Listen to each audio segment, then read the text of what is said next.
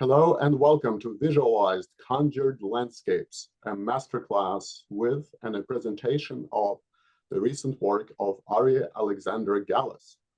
We are coming to you from the windswept vistas of Aliso Canyon in South Orange County. Soka University of America is a liberal arts university dedicated to the cause of global citizenship, nonviolence, and peacemaking. Placed on the edge of the Pacific, a boundary and a space of the encounter between Asia, the wider Pacific world, and the terminus of the western frontier of the United States. We are hosts to about 450 students and 50-odd professors. Our class of 2025 welcomed 134 first-year students representing countries and regions such as, but not limited to, Australia, Brazil, Ethiopia, France, Kazakhstan, Indonesia, Serbia, Mongolia, Vietnam, and some others. My name is Oleg Gelikman, and I'm an associate professor of comparative literature in the humanities concentration. It gives me great pleasure to introduce you to Arie Gallus, currently an artist in residence and professor emeritus here at Soka University of America. First, a few words about the artist. Born in Tashkent, Uzbekistan, former USSR, in the twilight of the Second World War, Arie and his parents returned to Poland in 1946, where he spent his childhood. He also lived in Israel before coming to the United States. He studied in Rome, Italy, received a BFA from the Tyler School of Fine Arts, Temple University in Philadelphia in 1968, and then an MFA from the University of Wisconsin-Madison in 1972. Before coming to Soka University of America, Arie Gallus taught at University of Wisconsin-Madison, School of Visual Arts in New York, UC San Diego, Fairleigh Dickinson University, among other places. Gallus's works have been widely exhibited, including solo shows at the O.K. Harris Gallery in New York City and the Zola Liberman Gallery in Chicago. Not to be limited to one medium, Gallus practiced art making in painting, drawing, metalsmithing, jewelry, filmmaking, photography, graphic design, and set design. Gallus's notable works include his reflected light paintings, Heartland, and the chromatic modulation series of paintings, oil pastel and graphite drawings. His large format charcoal drawings, 14 Stations, are aerial views of World War II concentration camps. The suite is widely considered Gallus's singular accomplishment.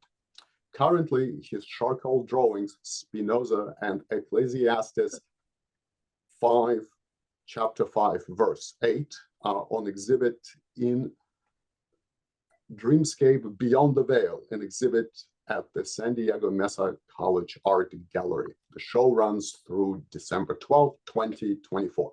Now, a few words about the artist, or rather, my sense of where does the art of Arie Gallus speaks from. I think of Arie's art as strong modernism, and that means a rather canonical moment in the evolution of the 1960s New York art scene. Let's say it was a moment when art found itself suspended at the crossroads of abstract expressionism, already an old hat, pop art, the message of compulsive irony, color abstraction, gaining speed only to dissipate soon, and of course, the tango of conceptualism and performance, all the rage still going. While other moments in the history of modern art are now gone, this moment, the Arie Gallus's moment for this moment, is very much still with us, as a quick tour of MoMA, Tate, Whitney will readily confirm. But before all this came to pass, and who could have known at the time that it would?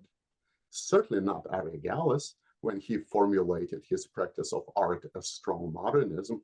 Let me then try to recall what that formula of strong modernism circa 1960s entails.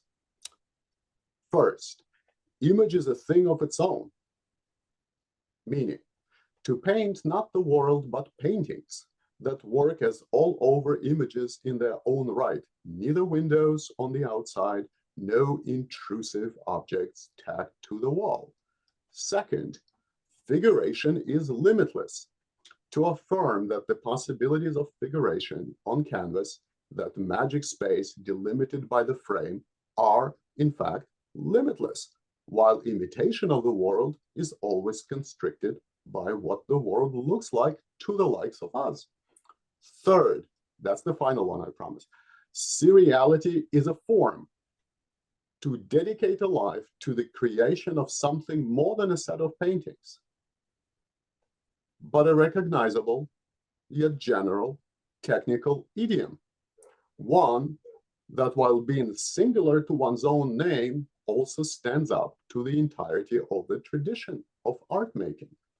In sum, to negotiate these tensions between depiction and composition, the abstraction of content, and the refinement of techniques, thus as to find an equilibrium not yet given in the prior or contemporary instance.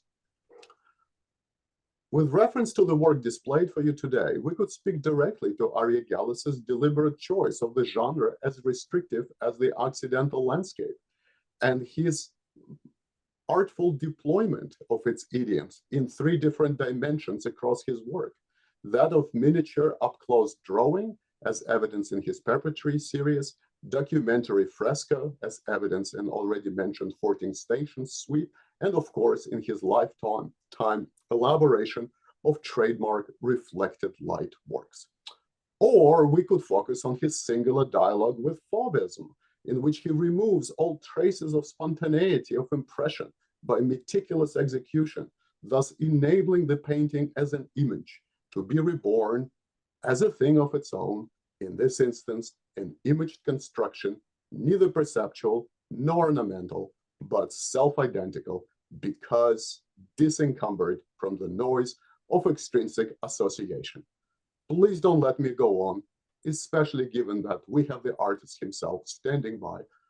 I am bringing this introduction to a close and pass the proverbial mic to your guide, Arie Gallus, an artist, a professor, and, as you're about to find out, a storyteller of note. Please enjoy. Thank you. Thank you, Oleg. Thank you very much for that introduction and analysis. And thank you for your friendship and for your understanding. What I'm going to be talking about is a certain kind of evolution, a little snippet of, yes, a little snippet of things that is a partial exploration of a landscape from a one point of view, but I'm going to give you also a basis of what one artist's work and how it evolved and where it started and why the project I'm going to be discussing at this point is going to be of intelligence, importance of how it all happened, and you'll see the process. I usually start with the finished work, and then I will lead you to how that finished work was accomplished and what preceded it, and what at this point, especially in this particular talk, what is going to be following, although it's rather unknown to me. So what I need right now is to get us started on the imagery. Okay, I call this particular presentation Conjured Landscapes. That means the source is what I have, my observation, and everything else that's involved in it is basically conjured. That means I do use something as a basis of creating those aerial landscapes, but at the same time, I change things, I move things, I add things, I subtract things from whatever the image was, and of course, change the coloration.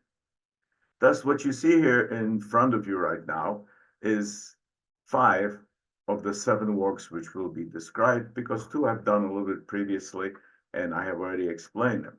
What you see on the top level is sort of the first watercolor, almost kind of laying in of colors, where I think that the idea is going to be, where the image is going to stand. And on the lower area that you see, the same pictures, except for the one on the upper right, which has been, I turned it basically upside down because I thought the composition looked better that way. So the ones above are are a beginning stage of it, while the bottom is what the works look like when they finally have been completed after about a year, a little bit more than that.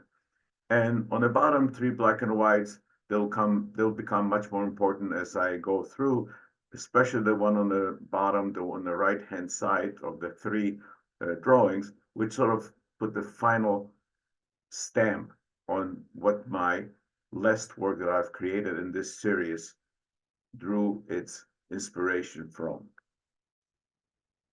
That is the work. It sort of dealt with a breaking of the vessels, which is an old Kabbalistic concept, and the creation of a universe and light breaking through and little universes within universes and string theory, etc., marking through itself. And this is what the works look like when they're finally framed and sitting in my studio. It does change a work of art when you see it framed. I still always wonder about that myself, although I've hung many on artwork and created many, it does look different. Now we're going to take a short look into the past, so you sort of get a background of where I'm coming from and how this idea of landscape has changed or influenced me and so forth. This is an image I did, I think I was about 15 years old when I first came to America, sort of remembering sort of the subcarpathian area of Poland. It was basically for a spring. And you notice on the bottom, it says Leonard Gallus instead of Arie Gallus. Part of the reason it says Leonard is my aunt at that point asked me my name, and I said it's Arie. And she said, what does it mean? And I said, lion. And she said, you can't have a name like Arie in America. So she changed it to Leonard. For about 2 years, I stuck to it, but I would not answer anything called Leonard, Lenny, anybody called me, because all my friends at least called me Arie. And this is something that's actually a sketch for a 4x8 foot mural I did for my high school for the biology class for Dr. Keene, who was my teacher and friend actually.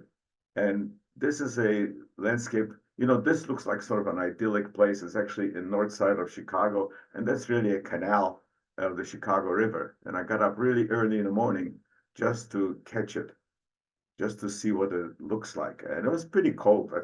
I remember that too. And this is one of my paintings I did at the same time. It's still L. Gallus, as you see it. It's sort of a imaginary thing. What I like about the painting, and that I've shown it in a few of my lectures, is if you look at the top of the screen, you see sort of a wobbly line going all the way across. We had no money, and actually I only had a small piece of canvas, and I had a little bit larger stretcher. My father being a tailor, sewed a strip of canvas on top of that before I was able to stretch it. Not only do I look at this picture as something from my past, but I also see my father's hands actually making this for me, making the canvas for me. And it does fill me with love for my father. This is one of my etchings that I've done, sort of imaginary landscapes. This is something based upon, there was Cincinnati woods, again from memory. These shapes here, this was something I was traveling between Chicago and Philadelphia on trailways, and usually at night. And as I passed by, you would see there was a snowy, especially during before or after Christmas break. And I would see the road just looking out the window, and you could see very little, but you could see the snowbank in front and the mountains behind and sort of the sky. And it just kept, I felt it was a very sensual shapes that were constantly shifting and undulating. I just sort of caught 1 minute of it. And this is another version. Here you get sort of clearer to see what I'm talking about, because this snow sort of illuminates the trees behind. Entered the promised land himself. That's something I did when I was a junior and I was living in Italy. The landscape here, of course, influenced by Renaissance painting that I was seeing all around me. The landscape here is a real landscape outside the town of little town of Bardalone, north of Florence, about 58 kilometers. The village is a creation of mine, and the funeral is sort of a self-portrait. I'm the guy here in the green army jacket on the right-hand side, but also I'm in a casket. And a certain woman I was in love with at that point is leading my funerary procession. Young men aged 20 have really vivid imaginations. And it's something that I was doing as examples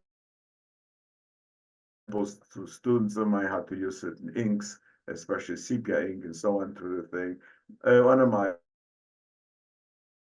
little black and white and Croy,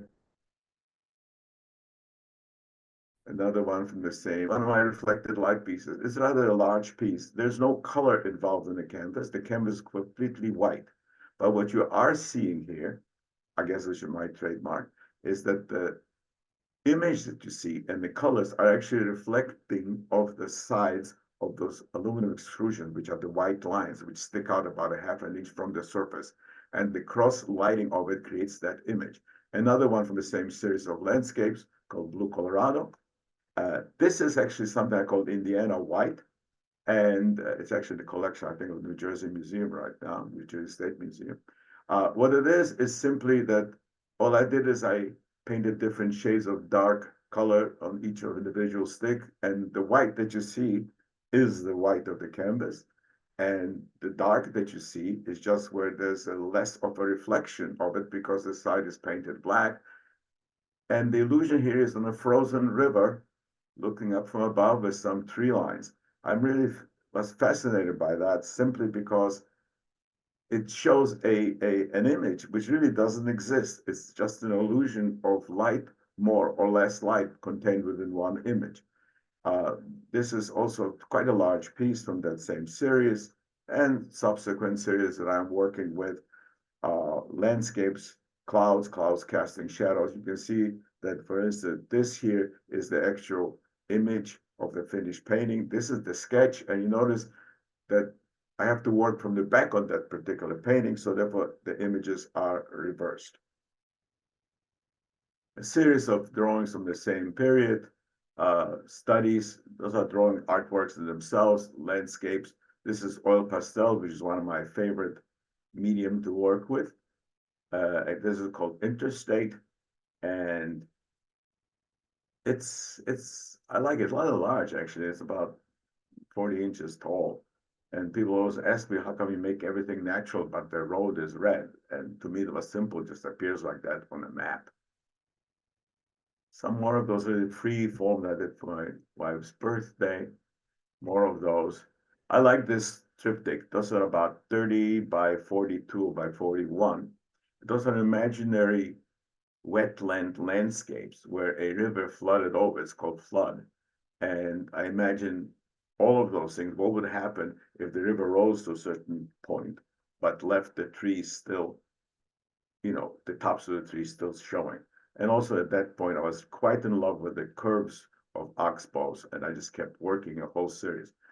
One of the things about an artist, once you start a series, you don't know where it ends, but when it does end, you know it ended, and you give yourself a new assignment. And this is one of my later reflected light pieces, just show how the size here, and you see how it's just created from light. I guess I'm wearing the same hat. Anyway, this is some of my drawings from a series of aerial landscape. It's called Graphite. Well, that's one of the 20 drawings. This is done basically without the use of any, pencils or anything else. It's simply powdered graphite and eraser. Also, this is part of a series called Graphite, which I worked together with Jerome Rothenberg, the late poet, who has written poems for each one of the 60 images that are in this book. That's another one from the cloud forms that are in that particular book. This is also part of graphite, but this is a pepper tree. There's a pepper tree in Ojai at the Krishnamurti retreat, which I sort of incredibly thought was fascinating. And I spent, I guess, I don't know, hours walking around it, photographing it. And from about 200 photographs, I chose 20 And those are actually pencil drawings. And here, as opposed with the cloud ones, here I decided not to use an eraser. So there's no erasure here. And the only way that you can see those little white lines or delicate white lines is actually I put a stylus in there. Same from the same series. Used about 20 pencils for that particular. This is one of the images from a series I did called Return, where after 58 years I returned to Poland. And it's sort of a commemorative of, it's almost over the end of the series. And it is the typical Polish forest and Polish flag, which is a white and red. And also at the same time, after the war, a blood-soaked earth. A series of imaginary orchards that I've done, just and this is actual paintings of landscapes. Those are quadriptychs, spring. They're quite large. The whole thing is about 8 foot by 4 foot, those paintings. And they're based upon, or it's inspired by Vivaldi and my looking out the windows of an airplane. Just as a side note, I always said that Da Vinci would have given his left lung to be able to be 32 or 38,000 feet up in the air looking down on the earth. And I don't think he would have asked for an aisle seat. So this is spring, summer. They're like movements. Each one is an artwork by itself, but it's like a movement within a certain kind of a composition. This is fall, and this is winter. It does look like it's black and white, but it really isn't. Each one of them, if you look at it closely, has some tinges either of blue or green or purple or brown. This is Galicia. My parents both are from Galicia, which is southeastern Poland. This is actually outside of the town of Nowy Sącz, where my mother comes from. And I've done a whole series after spending 2 weeks there on an art retreat workshop with students from basically many different countries. So those are actually small drawings in oil pencil of the landscape. Again, I try to be true to what the landscape is, but I add also the things and remove certain areas from it. They become compositions on their own right. This is something that was based on a little tiny picture from old newspaper of Kansas, which I split into this. This is quite 7 feet tall, this drawing. And I created separate drawings with it. By the way, each one of them has a little cat in there. That's because my daughter asked for it, or 2 cats actually. I will not get into this at this point. Now this series that I started doing of landscapes, this is called brush off. Now brush off started very simply. That's why it has the title brush off. I was cleaning my brush and I had a piece of scrap paper with about a sizable piece. And instead of just cleaning my brush and rubbing it off on some paper, I just decided to create a very quick landscape and so on. And the immediacy of it really took off. And I did a whole series of them. I showed them to Jerome. Jerome actually went and created a whole series of poems to accommodate those drawings. I'm having a really good time with it because it's so immediate. It's not labored. This is the same thing. Now, this is a little bit more concerned because I had narrower and longer strips. Now, sometimes creativity happens because that's what you have involved. That's what you have next to you. And I had those long strips. So I decided to do first one, and it looked like a smile and sort of a river running through this. So the whole series evolved called River Smile from that. Again, very immediate. This one is totally different, very thought out, Kabbalistic almost, inspired by the legend or concept of the breaking of the vessels and God's light entering this way. And what happened here is I created different universes, and that's before the light breaks. It starts breaking through, and of course this one where the light completely breaks through. And This, again, I keep going back to this image because it does inspire the final state on the works I'm going to be talking about. These are precursors of the 7 paintings. What I did is I did examples both in just quick 20-minute to most half an hour in drawing and in painting to show the students how certain colors can be mixed and so on. I also insisted that we only use the 3 primaries, yellow, blue, and red, and values of black and white to make all the colors. So this here is just like quick thinking about images. That's a relatively small oil pencils and so forth, changing to oil pastels. Now the oil pastels allowed me the freedom and immediacy to build up layer after layer of color rather than having things flowing each other, that colors come through it. So you can see the range of things. I love diagonals. I love the aspect of the unsettling of an image when people are looking at it. And it's basically a nice investigation of color, but at the same time, rather enjoyable.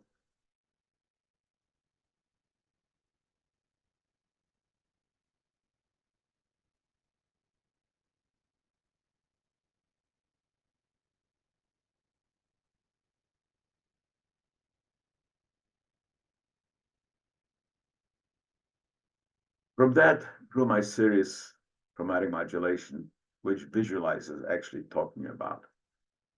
This is the first version, first of the paintings, number 1, where I decided to abandon almost semi-realistic images and just wake up the basic fauve in me or colorist in me.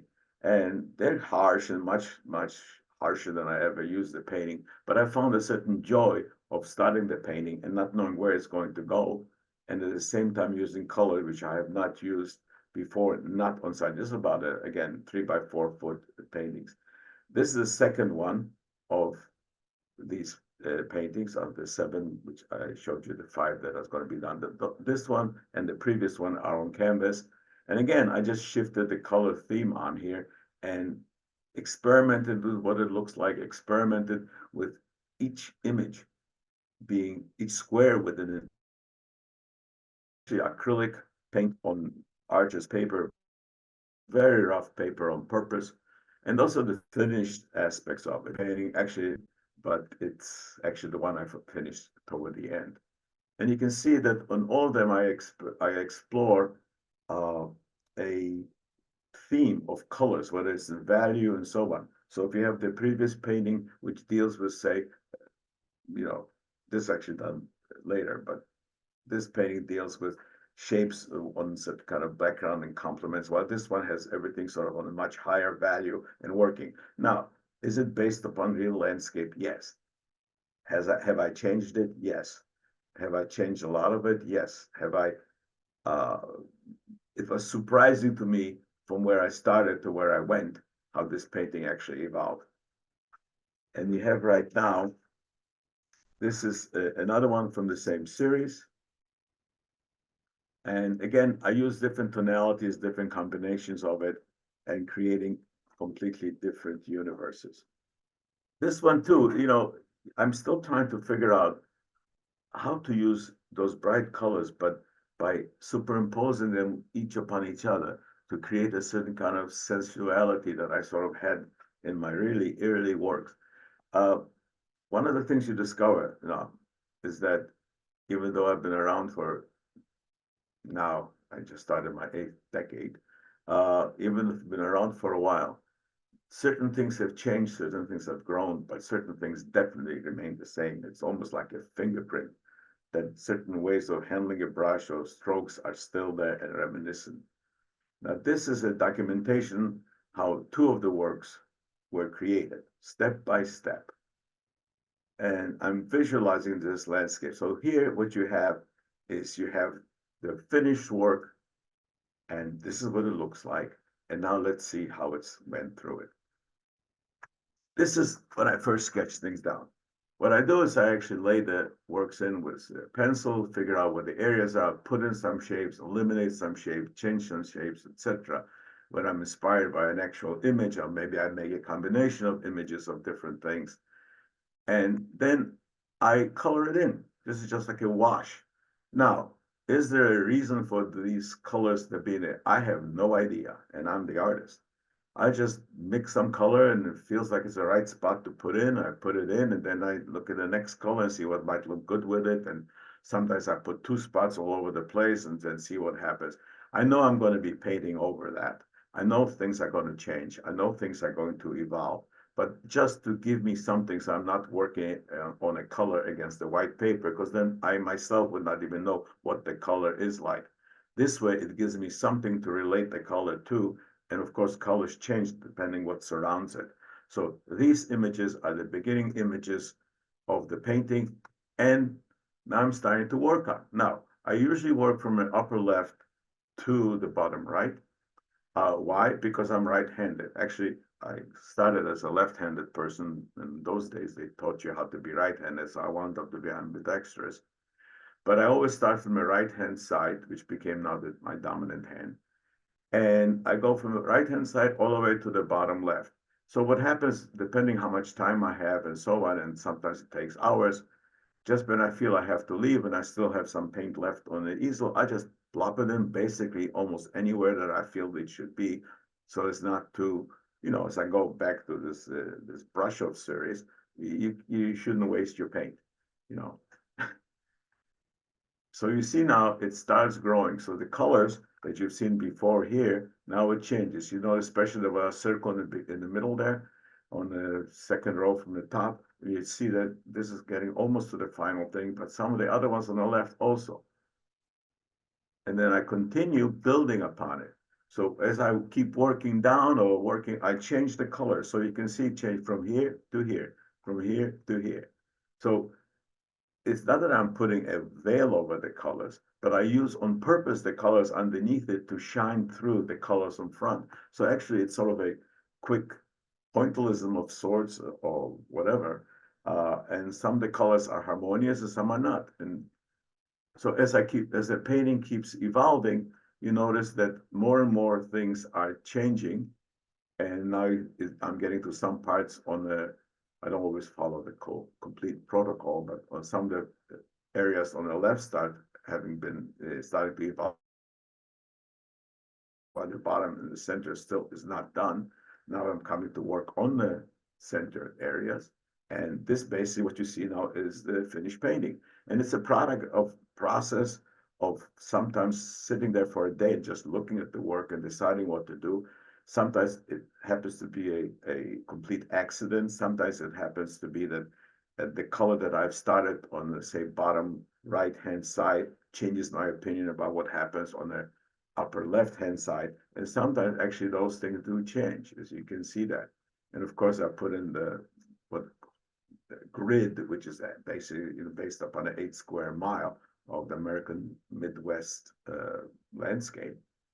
And this one is number 4, although that's actually is the last one that I've done. And you can see this is what it looks like as a finished work. It has connections. It has, I think, a rather luminous, so it reminds me of that picture of the breaking of the vessels.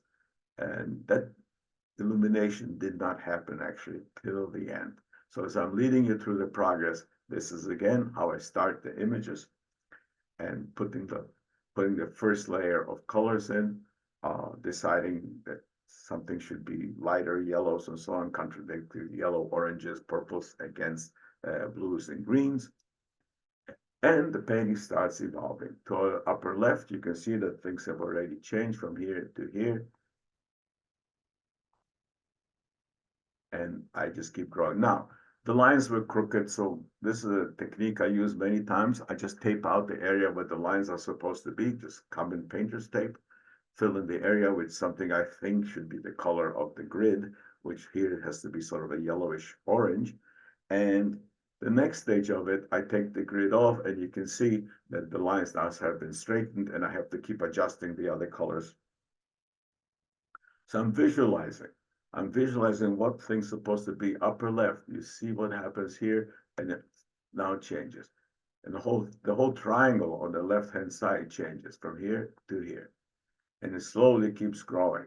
And I keep adding and underpainting. And if you, I'm just letting you pay attention to the upper left, but look what's happening in the lower right. That's leftover paint that's being put down there.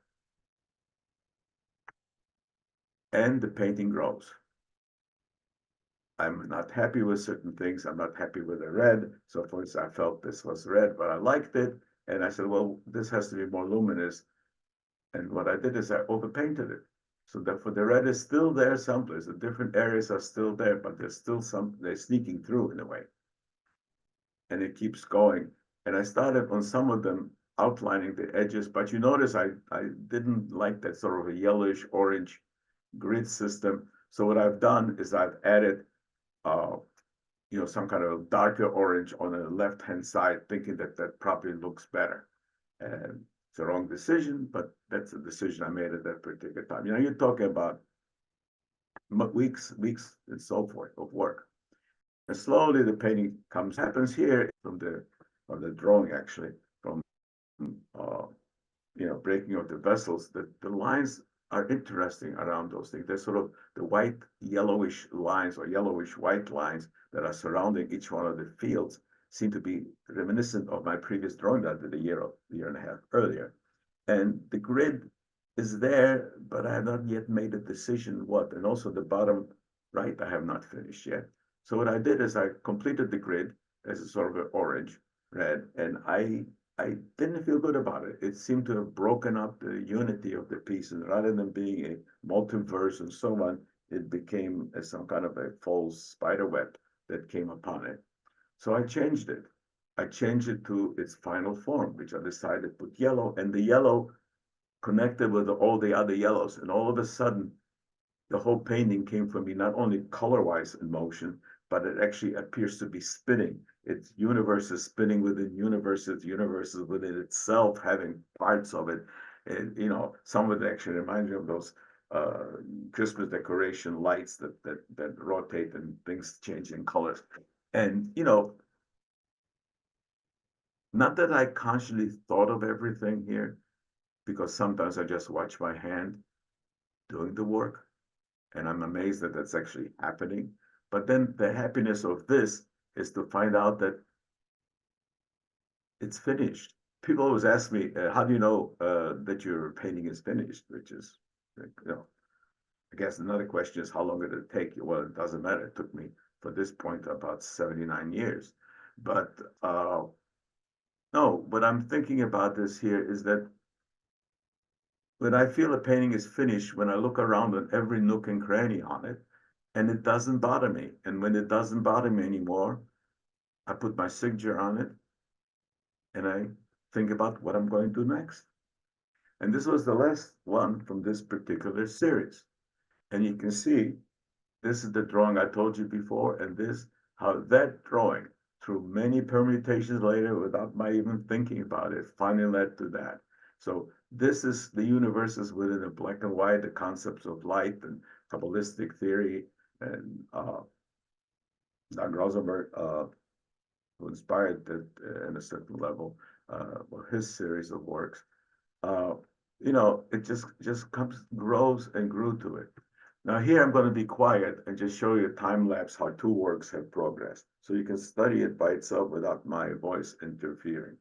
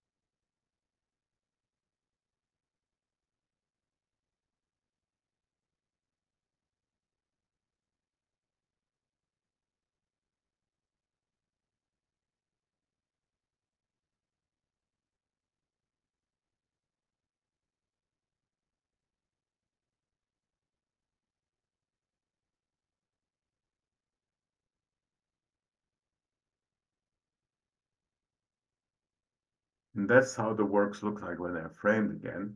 Uh, by looking at it and studying this whole transfiguration of each one of the stages, first of all, I thought, hey, this would be probably much better with music, but then again, it might stop thought processes. And once I finished that, I started to think of a new project. And the new project is going to be that there's a series of paintings I'm doing. I'm actually right now in the process of stretching the canvases for it. They're not going to be large, about 16 by 24. Outside my house is Saddleback Mountain here in Orange County. And every day it has been changing according to light and weather and so on. And I have been photographing it.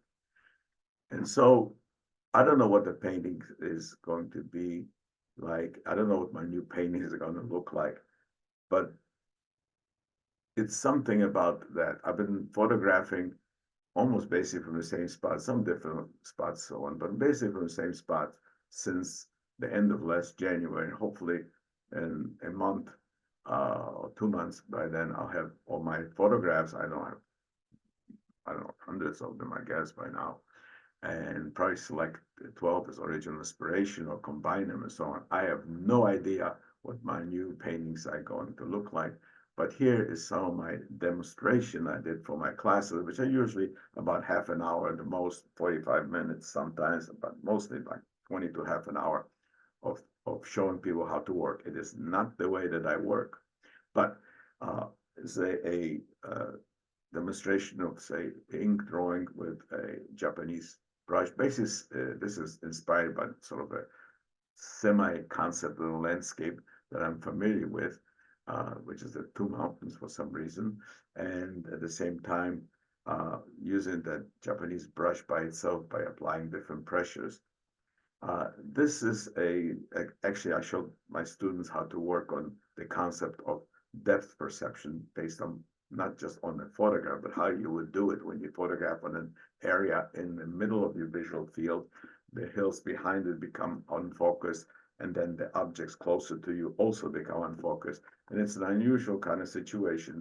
Here's also a demonstration of how you can show motion in a steady graphite drawing. That means it's addition and destruction. Addition, when you're driving through a landscape and you see the parallax of the fields changing, and of course the objects in front of you move closer or faster than the objects farther away, while some object becomes there, you almost feel like you're rotating. And I just try to show that you can achieve that kind of effect and freedom, also with peripheral image disappearing, by using graphite. Some more of the different examples, basically here based upon the valley behind Soka University looking toward the Pacific Ocean. This is a drawing I did in Ojai with Sarah. It just feels good to be able to sometimes work with black and white. It's really not finished, but I figured it's finished by the point that I have to have it. These here are a series of little paintings, and they are little. They show people, and again, that's not the way I paint, but that's the way you understand or should understand painting, where I paint the background first, and then I build up and work my way forward. So I don't have to stick clouds in between branches and so forth. No, it's nothing wrong with sticking clouds between branches, but I'm just for somebody who has to be able to use a photograph and then use those colors for it, not because that's the way you're supposed to paint, but just from three basic colors in black and white to mix all those possible colors. So I usually start it, and this is over the years, that some of them are finished more or less, but just the beginning of it, where dry brushing techniques are shown, or blending techniques and so forth. So this is the kind of landscapes that are sort of land-based that I've been working on, something, based sort of on certain backside of the Sierras. What I did is I asked students what they want me to paint, and they tell me they want a tropical scene, or they want winter scene, or locations and so on. And I keep changing it. This is sort of semi-Hawaii, just my imagination. I've been there to sort of remember how things would look like. So I painted the sky, then working my way forward. This is sort of more of the Southwest hills and so on, and northern climate, sort of Nova Scotia, again, something in between. But what I did in those works is I just tried to work and show how those little images can evolve, how you can use basically 3 colors to create a full range of colors, and sort of an imaginary landscape, northern climes. Also, you see the touches of color and so on that you see like on the haze and so on, is that dry brushing, and also the touches of color like pink is glazing. So just using simple techniques that I've been working on. So they have everything in common because it seems to be like it's my hand, but they're not really in common. They're just demonstrations. Well, this is like based upon Cabo in a way, or at least what I think Cabo would look like. And again, sometimes things are repetitious. Again, you're talking about only, half an hour or something like that when I'm working really fast. And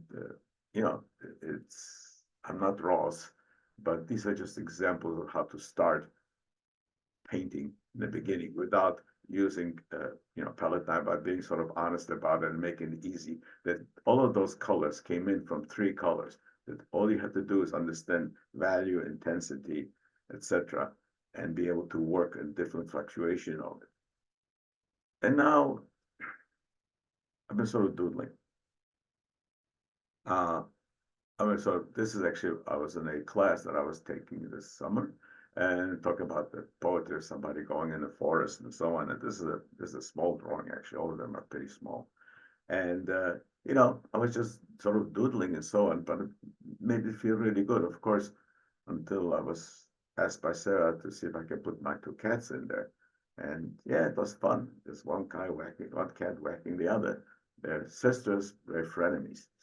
Again, little doodles that I keep working on. And I don't know, this is just fun, This is something I try to imagine what I remember from the little town of Lubawka, where I first grew up in Poland. And there are mountains like that they're fields. I don't know if it's realistic or not, but what this the reason this painting has this beautiful silvery tone to it is that Oleg came back from a trip in Europe and brought me this really hard graphite pencil, solid graphite pencil. And you can't get it any darker. And it also reminded me, like I used to work with silver point in the old, long, many years ago. That gave me this kind of feeling.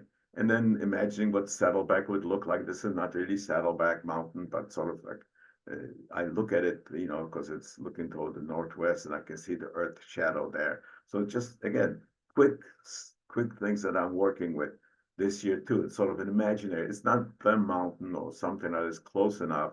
But again, this is probably, it's about 15 minutes, if not that. Maybe it's even less that I've created.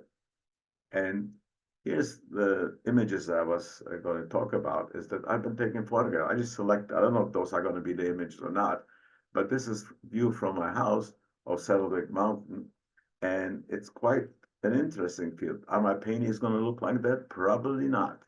The way I see them right now in my head is a complete juxtaposition of colors and different kind of resonance of colors. But this is basically what I am looking at as far as the situation. What I see each day, the mountain looks different. We had a fire here last year, and that's a shot I took at night of it, the same mountain, in flames basically. And I expect to be surprised to what my new landscapes will look like. My brain and head don't have a set idea or even a simple clue. All I know that at this point, I look forward to finding out. Thus, I'm going to be working on the smaller things. Thank you very much for putting up with this. Due to technical glitches, the original presentation of this had to be recreated, which I just did. If you need more information about my different artworks or my career, etc., you can visit my website, or you can go to see some previous master classes that you can find on the SOCA website or on YouTube. And let me just thank everybody for being here, for in the future, everybody being here and the people who helped me. Thank you, Oleg. Thank you, Susan, for helping out. And I'll see what it's going to be. Hopefully, maybe it'll be next year at this time that I'll have the other series finished. I have something else in between. I don't know. Hopefully, I just turned 80 about a month ago and still be able to move. I'm still able to be thinking. I enjoy painting. It's a wonderful way to spend a lifetime. Anyhow, thank you all for watching this video and good night.